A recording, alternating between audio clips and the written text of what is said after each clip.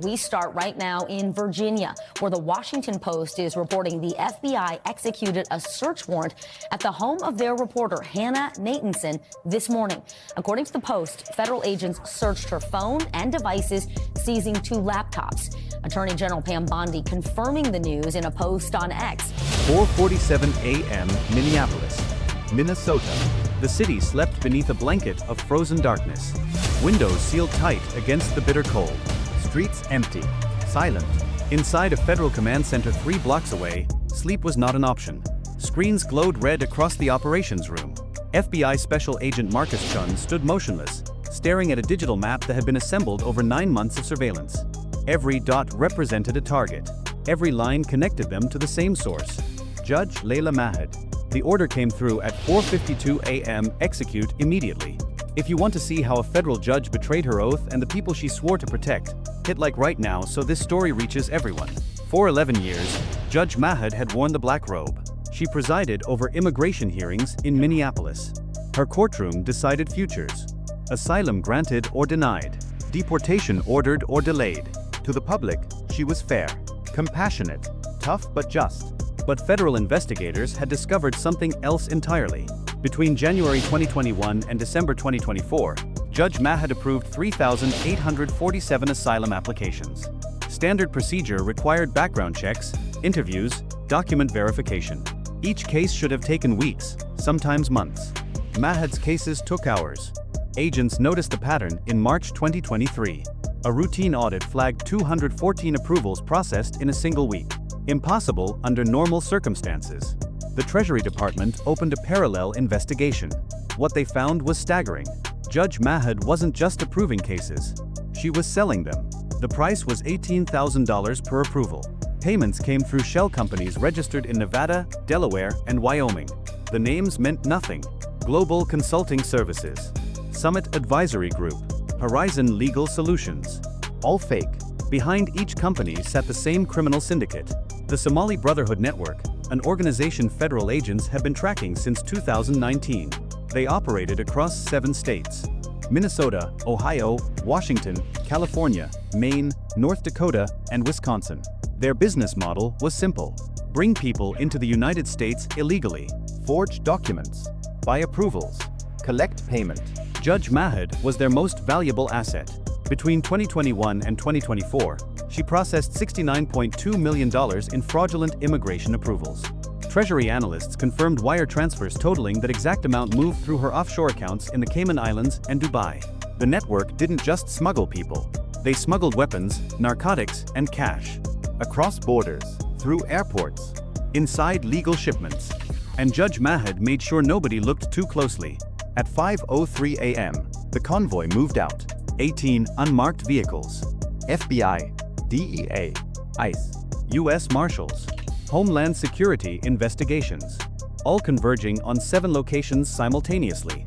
The primary target was Judge Mahad's office in downtown Minneapolis. The secondary targets included her home, 2 properties registered under shell companies, and 3 warehouses in suburban industrial zones. The temperature outside was 11 degrees. Frost coated every surface. The streets were empty except for the federal vehicles cutting through the darkness. No sirens, no lights, just engines and purpose. If you believe corrupt judges who sell justice should face the maximum penalty, comment justice below right now. At 5:18 a.m., the first breach occurred. A battering ram struck the reinforced door of Judge Mahad's office. The frame splintered. Agents poured inside, guns drawn, voices sharp. Federal agents, search warrant. The office was empty. Mahad wasn't there, but her files were. Agent Chun led the evidence recovery team. They moved through the space methodically. Desks, cabinets, shelves, everything photographed, everything cataloged. Behind a false panel in the wall, they found the first cache. 11 encrypted cell phones, burner devices used for communication outside official channels, each one linked to different contacts. Names federal investigators recognized immediately. Abdi Hassan, listed as a logistics coordinator. Real role, weapons trafficker. Farah Osman, listed as a community organizer. Real role, money courier.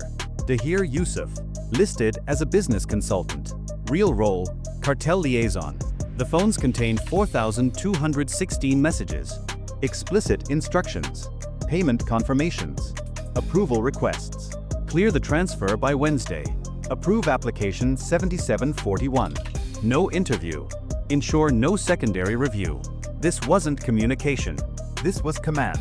Agents found the second cache inside a locked filing cabinet. Ledgers. Handwritten. Detailed. Every approval listed by case number. Every payment recorded by date and amount. Every wire transfer documented with routing numbers and account codes. The evidence was overwhelming. One ledger alone contained 892 fraudulent approvals, each one marked with a red check, each one linked to a payment between $15,000 and $22,000. Prosecutors would later describe these ledgers as the most damning evidence they had ever seen in a corruption case. At 5:31 a.m., the second team reached Judge Mahad's residence, a two-story colonial home in the Edina neighborhood, valued at $1.9 million. Purchased in cash in 2022. Agents entered through the front and rear simultaneously. Flashlights cut through the darkness. Rooms were searched one by one. The master bedroom contained 3 safes. The first safe held $340,000 in cash.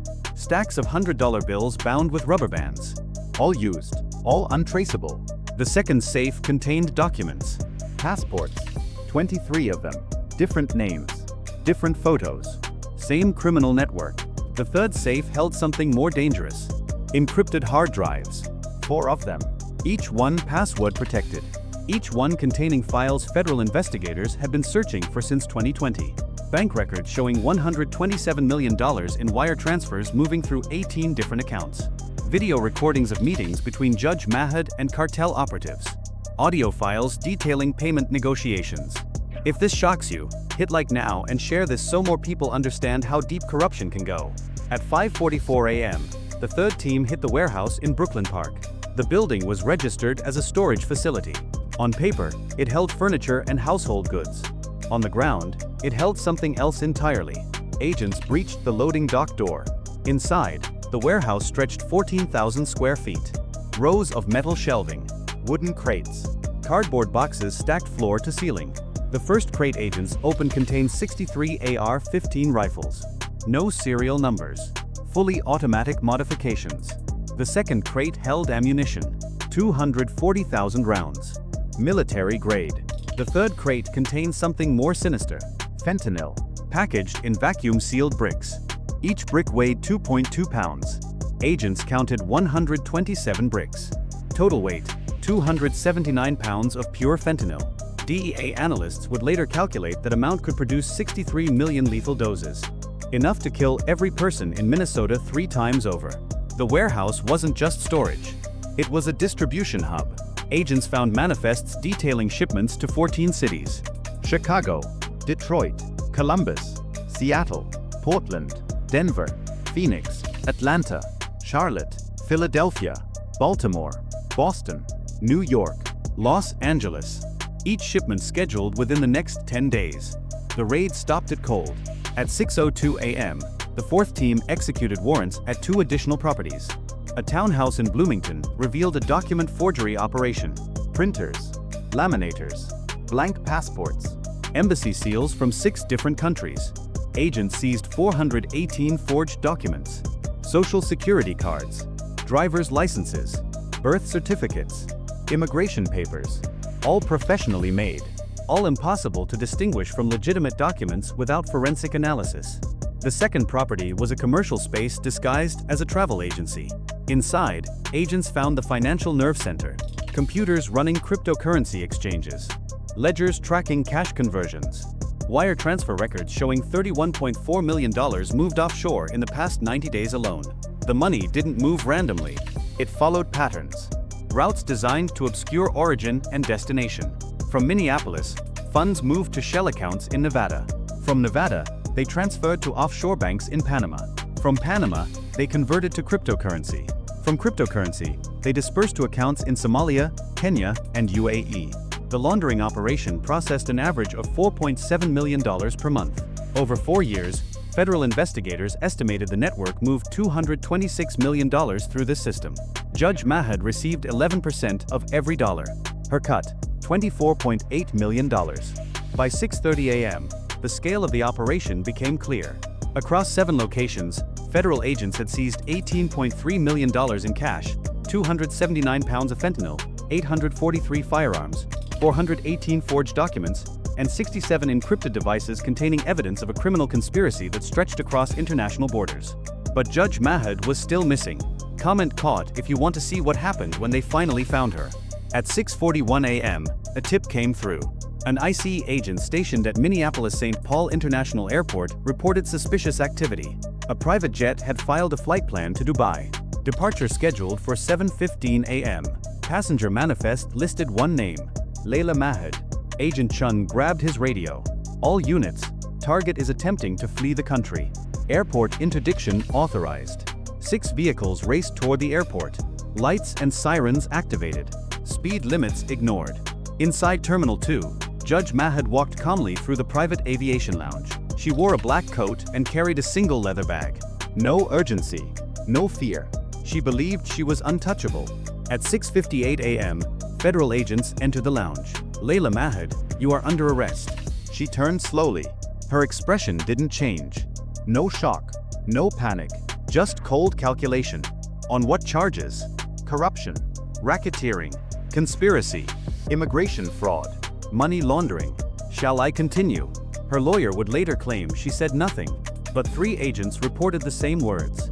You have no idea what you've just done. They handcuffed her anyway. The arrest was documented at 7:04 a.m. Judge Layla Mahad, age 52, taken into federal custody. She was transported to the Hennepin County Federal Detention Center.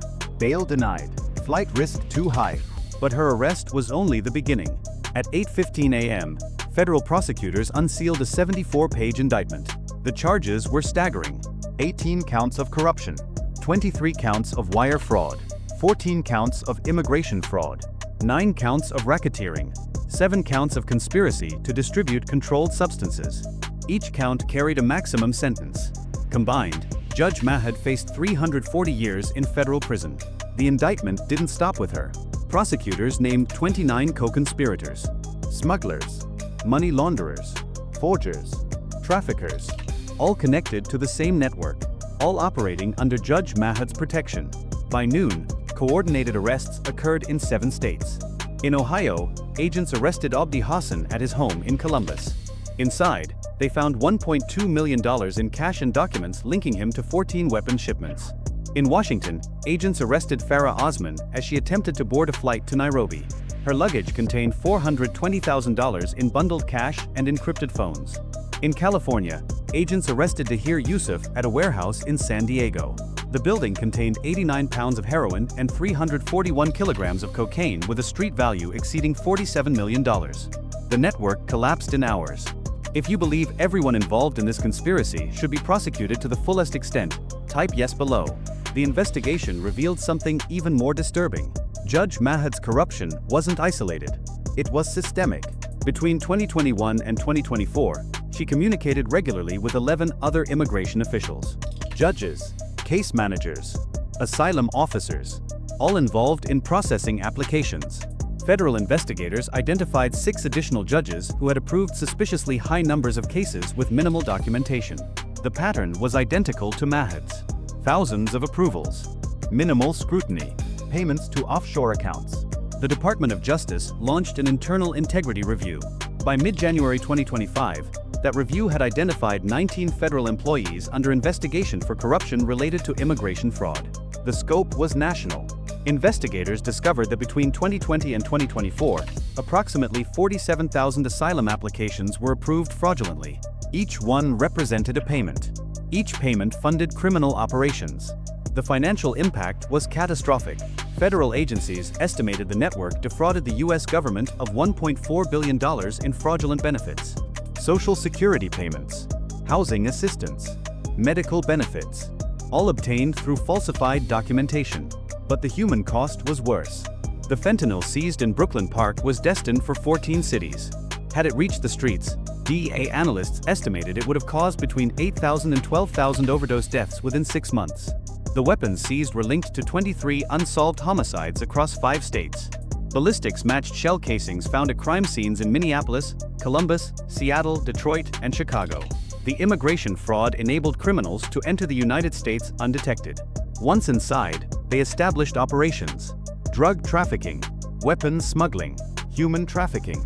Federal investigators confirmed that 214 individuals approved through Judge Mahad's court had criminal records in their home countries. Violent offenses, organized crime connections, terrorism links. All of them cleared by a judge who accepted cash instead of enforcing the law. Share this video if you think people need to know how corruption enables crime. At 2:30 p.m., the Attorney General held a press conference. The room was packed. Cameras, reporters, federal agents lining the walls. Today, federal law enforcement dismantled one of the most extensive corruption and criminal networks in recent U.S. history. Judge Layla Mahad, entrusted with upholding the law, betrayed her oath. She sold justice. She enabled criminals. She put American lives at risk. The Attorney General didn't take questions. The evidence spoke for itself. Behind the scenes, prosecutors were building an airtight case. The encrypted phones provided 4,216 messages, each one time-stamped, each one documented. Defense attorneys couldn't claim hacking, couldn't claim fabrication. The ledgers provided irrefutable proof. Handwriting analysis confirmed Judge Mahad wrote every entry. Forensic accountants matched every payment to corresponding wire transfers. The video recordings captured meetings between Mahad and cartel operatives. Her face, her voice, her words. How much for 50 approvals? 18 per case. Payment up front. Done. This wasn't circumstantial. This was confession on tape. By evening, news outlets across the country ran the story. Federal judge arrested in massive immigration fraud scheme. Judge sold asylum approvals to criminal network. Minneapolis corruption scandal exposes systemic failure. Public reaction was immediate. Outrage, disbelief, calls for accountability. Within 24 hours, more than 100,000 people signed petitions demanding mandatory integrity reviews for all federal judges involved in immigration cases. Congress announced hearings. The Senate Judiciary Committee scheduled testimony. The House Oversight Committee opened investigations. The scandal reached the highest levels of government. At 9:47 p.m., Judge Mahad sat alone in a federal holding cell.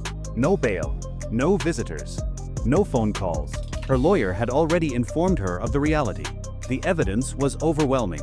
A trial would be public. A conviction was certain. Prosecutors offered one option: cooperation. Name every official involved. Identify every payment. Testify against co-conspirators. In exchange, the government would recommend a reduced sentence. Without cooperation, she faced life in prison. Judge Mahad refused. She believed loyalty to the network would protect her. She believed silence was survival. She was wrong. At 11:30 p.m., federal investigators received information from an unexpected source. Dahir Yusuf, arrested in San Diego, agreed to cooperate. He provided names, locations, payment schedules. In exchange, prosecutors reduced his charges. Yusuf's testimony revealed a network far larger than investigators initially understood. Judge Mahad wasn't the only official compromised. She was part of a coordinated system involving immigration courts in 9 cities: Minneapolis, Seattle, Los Angeles, San Diego, Miami, New York, Boston, Detroit, and Chicago. Each court had at least one judge or case officer on the payroll. Each one processed fraudulent applications. Each one received payments ranging from $15,000 to $25,000 per approval. The operation had been running since 2018. 7 years. Tens of thousands of fraudulent approvals. Federal prosecutors estimated the total financial fraud exceeded $3.1 billion. This wasn't a local scandal. This was a national crisis. Comment expose if you believe every corrupt official must be named and prosecuted. By January 15, 2025, the investigation expanded into the largest anti-corruption operation in Department of Justice history. More than 800 federal agents were assigned to the task force. FBI, DEA, ICE, Treasury, Homeland Security, U.S. Marshals. Their mission was simple: identify every compromised official, seize every fraudulent dollar, prosecute every criminal involved. Warrants were executed in 9 states. Offices raided, homes searched, bank accounts frozen. In Seattle, agents arrested immigration judge David Kim. Evidence showed he approved 1,214 fraudulent cases and received $21.8 million in offshore payments.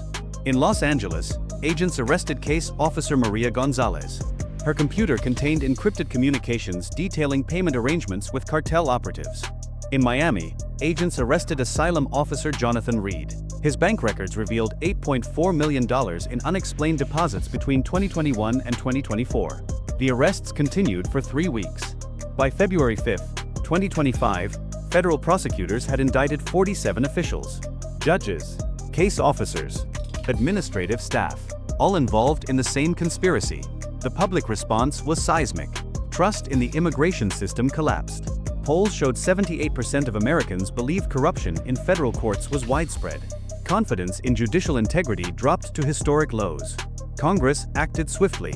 The Senate passed emergency legislation mandating annual financial audits for all federal judges and immigration officials. The House approved funding for a permanent anti-corruption task force within the Department of Justice. President Trump addressed the nation on February 10, 2025. What we discovered in Minneapolis is a betrayal of everything America stands for. We trusted these officials to uphold the law. Instead, they sold it. They sold justice. They sold safety. They sold out the American people. That ends now. The administration announced sweeping reforms. Mandatory integrity reviews. Whistleblower protections. Enhanced financial oversight. Criminal penalties for corruption doubled. But reforms couldn't undo the damage already done. Federal investigators began the painstaking process of reviewing every asylum case approved between 2018 and 2024. More than 180,000 cases, each one requiring re-evaluation. Immigration attorneys filed emergency motions challenging approvals. Defense lawyers representing criminal defendants sought case dismissals based on judicial corruption. The legal system was overwhelmed. If you think every fraudulent case should be reviewed and reversed, hit like now. In Minneapolis, the community struggled to process what had happened. Judge Mahad had been a public figure, respected, visible. She attended community events, spoke at forums, presented herself as a champion of justice. Residents felt betrayed. How could we not see it? One community leader asked. She was supposed to protect us. Instead, she endangered us. Local officials scrambled to restore trust. Town halls were held. Transparency initiatives announced. But the damage was deep. Crime statistics revealed the consequences of Mahad's corruption. Between 2021 and 2024, violent crime in Minneapolis increased 34%. Drug-related arrests rose 51%. Weapons offenses climbed 47%. Federal investigators linked these increases directly to individuals approved through fraudulent immigration processes. Of the 3,847 cases Mahad approved, 214 individuals had criminal records. 63 were arrested for violent crimes within 2 years of arrival. The drugs seized in Brooklyn Park were traced to 89 overdose deaths across Minnesota, Wisconsin, and Illinois between 2023 and 2024. The weapons seized were connected to 23 homicides. Judge Mahad's corruption had a body count. Families who lost loved ones to violence or overdoses filed civil lawsuits. By March 2025, more than 140 lawsuits have been filed against Judge Mahad, the federal government, and the agencies responsible for oversight. Legal experts estimated total liability could exceed $400 million. At 3:15 p.m. on March 18, 2025, Judge Mahad's trial began. The federal courthouse in Minneapolis was surrounded by protesters. Some demanded maximum sentences. Others called for systemic reform. Inside, the prosecution presented its case over 4 weeks. They entered 4,216 text messages into evidence. Each one read aloud. Each one documenting corruption. They presented ledgers showing 3,847 fraudulent approvals and $69.2 million in payments. They played video recordings of meetings between Mahad and cartel operatives. They called 37 witnesses, federal agents, forensic accountants, asylum seekers who paid bribes, victims of crimes committed by individuals Mahad approved. The defense offered no witnesses. Judge Mahad's attorney argued entrapment, claimed the payments were consulting fees, suggested the evidence was circumstantial. The jury didn't buy it. On April 22, 2025, after deliberating for 11 hours, the jury returned a verdict. Guilty on all counts. The courtroom erupted. Victims' families wept. Federal agents nodded. Judge Mahad showed no emotion. Sentencing was scheduled for June 3, 2025. Type guilty if you believe justice was served. Prosecutors recommended the maximum sentence, 340 years in federal prison. Defense attorneys requested leniency, argued Mahad had cooperated, despite evidence showing she refused, claimed she had dependents, despite records showing her children were adults. The sentencing judge was unmoved. Layla Mahad, you were entrusted with one of the most important responsibilities in our legal system. You were given the power to decide who enters this country. You were expected to exercise that power with integrity. Instead, you sold it. You sold justice for cash. You enabled criminals. You endangered innocent lives. The damage you caused is immeasurable. The judge paused. This court sentences you to 28 years in federal prison. No parole. No early release. You will forfeit all assets, totaling $31.7 million. You will pay restitution to victims in an amount to be determined. You are permanently barred from holding any public office. Judge Mahad was led out of the courtroom in handcuffs. She would spend the rest of her life in prison. But the story didn't end there. The 46 other officials indicted faced similar fates. By August 2025, 41 had been convicted. Sentences ranged from 12 to 35 years. The network was destroyed. Federal agencies seized a total of $487 million in cash and assets. Prosecutors secured convictions against 284 individuals connected to the criminal conspiracy. The reforms implemented in response to the scandal transformed immigration oversight. Mandatory audits. Enhanced background checks. Real-time financial monitoring. By December 2025, fraudulent asylum approvals had dropped 91%. But trust wasn't easily restored. Polls showed only 42% of Americans believed the immigration system was functioning with integrity. The damage Judge Mahad caused extended beyond dollars and sentences. She had shattered faith in institutions designed to protect the public.